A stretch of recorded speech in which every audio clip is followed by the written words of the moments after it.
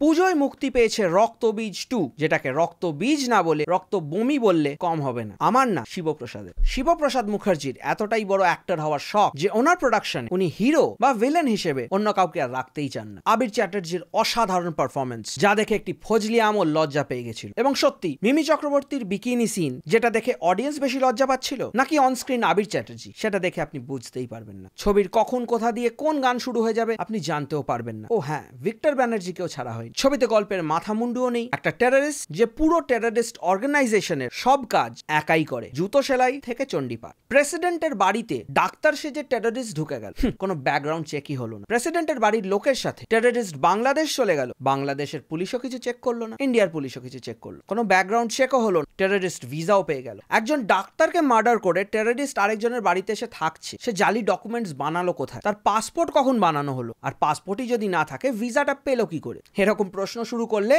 উইন্ডোজের ফ্যানরা বলবে আপনি নিজে একটা এরকম সিনেমা বানিয়ে দেখান না। আমার বানানোর দরকার নেই, শিবপ্রসাদ একাই কাফি। ছবির সিনগুলো অসাধারণভাবে শুট করা হয়েছে, যেভাবে বাংলা সিরিয়াল শুট হয় ঠিক সেইভাবে। সিনের কন্টিনিউটি বলতে কিচ্ছু নেই। মাল্টিপল ক্যামেরা অ্যাঙ্গেলসকে মাল্টিপল টাইমস মাল্টিপল ভাবে শুট করা হয়েছে এবং সেগুলোকে পোস্ট প্রোডাকশনে এডিটিং এ জয়েন করে দেওয়া হয়েছে। দুর্ভাগ্যবশত রঘু ডাকাত ও রক্তবীজ 2 আমি দুটো ব্যাক টু ব্যাক দেখেছি এবং হাসি পায় যে এই ছবিগুলো ফিমেল ক্যারেক্টার্স অনেক বেশি খেটেছে মেল লিডদের থেকে। আবির চ্যাটার্জি, অঙ্কুশ হাজরা, এনাদের কোনোভাবেই লিড চরিত্র পুল অফ করার ক্ষমতা নেই। ফুল রিভিউর লিঙ্ক দেওয়া রইল ফার্স্ট কমেন্টে।